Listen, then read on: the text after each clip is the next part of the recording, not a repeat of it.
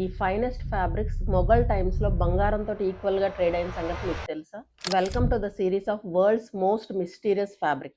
In today's video we're going to discuss about the royal Bengal muslin fabric. మీకు simple వర్డ్స్లో explain చేయాలంటే దీన్ని ఒక దేవతా వస్త్రంగా మనం అనుకోవచ్చు. ఈ ఫ్యాబ్రిక్ ఢాకా రీజియన్లో మేఘనా నది ఒడ్డున పృథ్వీకర్ప అనే ప్యూర్ కాటన్ తోటి తయారు చేయబడినది.